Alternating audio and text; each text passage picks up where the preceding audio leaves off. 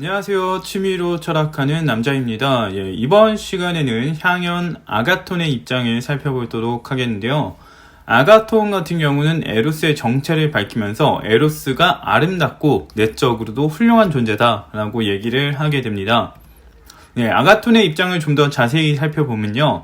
에로스의 정체를 알고 우리가 찬양을 해야 한다. 어떤 존재인지도 모르고 이로운 점을 준다고 해서, 우리에게 이로움을 준다고 해서 찬양해선 되지 않는다 라고 얘기를 하면서 에로스의 외면과 내면에 대한 얘기를 하게 됩니다. 그러면서 외면에 대한 얘기를 하게 되는데요. 좀 더 자세히 살펴보면 먼저 에로스는 젊다고 합니다. 왜냐하면 유사한 것들끼리 어울리게 되는데 에로스는 젊음과 어울리고요. 그 다음에 노령을 피한다고 합니다. 그렇기 때문에 에로스는 젊은 것이다 라는 얘기를 하게 되는데, 우리가 보면은 나이가 지긋하신 분들도 사랑을 하고 있는 경우를 볼 수가 있죠. 그런 점들로 봤을 때 과연 노령에는 사랑이 존재하지 않느냐, 사랑이 어울리지 않느냐 라고 얘기를 해볼 수가 있겠죠. 그런 경우를 보면은 또 오히려 지긋한 사랑, 진정한 사랑이라고 볼 수 있는 거는 노령에 이루어지는 경우도 있다고 볼 수가 있어서 이런 점은 조금 비판할 수가 있을 것 같습니다. 다음으로 에로스는 오래된 신이 아니다 라고 얘기를 하게 되는데요. 왜냐면 에로스는 사랑과 조화, 화합을 다루는 신인데 초기 신들은 다퉜다는 얘기예요. 근데 에로스가 있었으면 다투지 않았을 거고, 그렇다 보니까 에로스는 초기에 없었다. 그렇기 때문에 오래된 신이 아니다 라고 얘기를 하게 되는데, 그렇다면 초기 신들은 조화나 화합, 서로 이제 화목하게 지내는 그런 모습이 없었느냐라고 볼 수가 있을 것 같아요. 근데 사실 생각을 해보면 일부 화합하고 일부 다투고 그런 현상이 있잖아요. 그리고 에로스가 나타난 이후에도 일부끼리는 다투고 일부끼리는 또 화합을 한단 말이에요.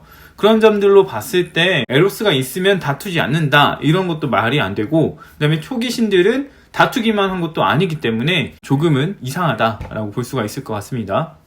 다음으로 에로스는 섬섬하다라고 얘기를 하게 되는데요. 에로스는 뭐 부드럽고 피부고 결도 좋고 뭐 이렇다는 얘기예요. 근데 왜 그러냐면 에로스는 사람들의 마음속을 오다니기 때문에 그러하다라는 건데, 마음속은 가장 부드럽다는 거죠. 그래서 에로스는 섬섬하다 얘기를 하게 되는데, 여기에 대해서는 뭐 그냥 상상의 얘기라고 볼 수 있기 때문에 따로 뭐라 하긴 좀 어려울 것 같아요. 그냥 저런 상상을 하는구나 라는 정도로 받아들이면 될 것 같고요. 에로스는 유연하다라고 얘기를 합니다.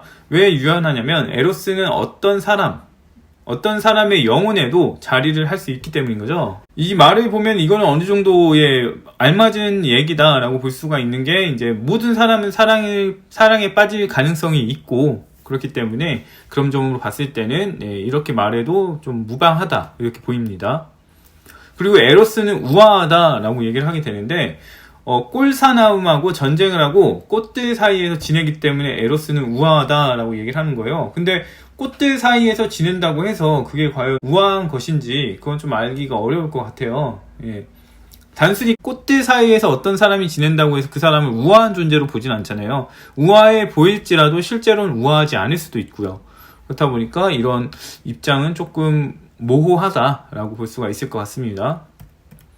다음으로 에로스의 내면에 대한 부분인데요. 에로스는 정의롭다라고 얘기를 합니다. 에로스는 정의롭다고 좀 보기는 좀 어려울 수도 있는데, 일단 보면 불의를 당하거나 행하지 않는다고 합니다.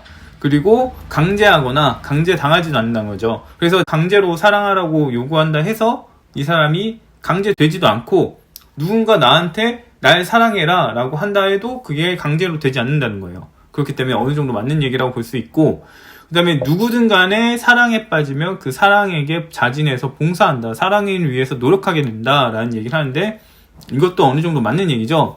근데 문제는 뭐냐면 사랑에 빠졌을 때 불의한 행동도 할 수 있다는 거예요. 데이트 폭력이라던가 이런 것들은 사랑에 의해서 나타나게 되고, 스토킹하는 것도 사랑에 의해서 나타난다고 볼 수가 있죠. 병적인 사랑이라고 봐야 되겠죠. 그래서 아름다운 에로스에 따르면, 아름다운 에로스는 뭐 정의롭다라고 할 수 있겠지만 범속의 에로스의 경우라고 본다면은 그렇지 않다라고 볼 수가 있습니다. 그리고 에로스는 쾌락을 지배한다고 합니다. 이거는 어느 정도 맞는 얘기라고 볼 수 있는데, 왜냐면은 사랑에 빠지게 되면은 쾌락 추구를 우선하진 않는단 말이에요. 쾌락을 어느 정도 제어하면서 사랑을 나누기 때문에 에로스는 쾌락을 지배한다라고 어느 정도를 볼 수 있을 것 같습니다. 그 다음으로는 에로스는 용감하다고 하는데요. 왜 용감하냐면 가장 용감한 아레스조차도 에로스에 굴복했기 때문이라는 거예요. 그래서 가장 용감하다라고 얘기를 하게 되는데 용감한 사람이 사랑에 굴복하면 사랑이 가장 용감한 것이 된다고 보긴 좀 어렵죠. 용감한 어떤 남자가 있다고 해요. 근데 그 남자가 어떤 여자를 좋아합니다. 그 여자를 좋아하는데 그 여자한테 빠졌기 때문에 이 남자보다 그 여자가 용감하다 이렇게 보진 않죠. 그리고 용감한 사람이 돈에 굴복을 했다고 해서 부자가 제일 용감하냐 이렇게 따져봤을 때 부자가 용감한 건 아니죠. 돈이 있기 때문에 뭐 사람을 부릴 수 있는 힘이 있다 이렇게 얘기를 할 수 있겠지만 용감한 존재다 이렇게 하진 않는단 말이에요. 그래서 이런 에로스가 용감하다라는 입장은 좀 부적절하다라고 할 수가 있습니다. 그 다음으로 에로스는 지혜롭다라는 건데요. 왜 그러냐면 어떤 사람도 에로스는 시인으로 만든다는 거예요. 이게 왜 지혜롭다라고 연결이 되냐면 다른 사람을 시인으로 만들려면 이미 자기는 시적으로 훌륭해야 되는데 시적으로 훌륭하다는 거는 지혜롭다는 얘기로 이제 이어지는 거예요. 그래서 에로스는 다른 사람을 가르칠 수 있는 능력이 있고 그렇기 때문에 이 존재는 이미 훌륭하다라고 얘기를 하는 겁니다. 근데 시인이 모두 지혜로운 존재는 또 아니란 말이에요. 소크라테스는 시인을 좀 기피해야 된다. 모방 시인이나 이런 시인들을 기피해야 한다라고 얘기를 했어요. 그렇기 때문에 에로스가 사람들을 시인으로 만드는 게 소크라테스가 지적한 시인인지 아닌지를 봐야 될 텐데 에로스에 빠지게 되면은 사랑에 대한 시, 뭔가 즐기거나 절제하지 않는 시, 뭔가 그런 걸 찬양하는 시를 쓰게 된단 말이에요. 그렇기 때문에 소크라테스가 지적했던 시를 쓰는 경우들이 생겨나요. 그렇다 보니까 마냥 지혜롭다라고 하기는 어려운 거죠. 다음으로 에로스는 생산과 교육에 기여를 한다라고 합니다. 생물이 나고 자라는 데는 번식이 필요하기 때문에 그 번식에 작용하는 건 에로스고 따라서 생산에 기여한다 볼 수 있고요. 기술의 두각을 나타내려면 에로스가 필요하다고 하는데 이건 명확하게 이유가 나타나질 않았어요. 에로스가 훌륭하기 때문에 그 기술을 남들한테 가르쳐줄 수 있는 것이냐 이거인지 아니면 대상에 대한 관심과 사랑이 있어야 되는데 그러니까 어떤 기타라고 했을 때 기타에 대한 사랑이 필요하죠. 그래야 기타를 더 열심히 연주하고 할 테니까요. 그런 것 때문에 이제 에로스가 교육에 기여한다. 기술을 배우는데 기여한다라고 얘기를 하는지 아니면 아름다움을 추구하게 되면은 지혜를 추구하기 때문에 그래서 에로스가 기술에 있어서 필요하게 된다라고 하는지를 명확하게 알지를 못합니다. 그래서 이거에 대해서는 조금 생각을 더 해볼 필요가 있는 것 같아요. 마지막으로 이제 아가톤은 에로스에 대한 총평을 내놓게 되는데요. 에로스는 이제 신과 인간 세계를 평화롭고 조화롭게 한다고 합니다. 그리고 적이나 공경에 맞서게 하는데 용감하게 만든다는 얘기가 되죠.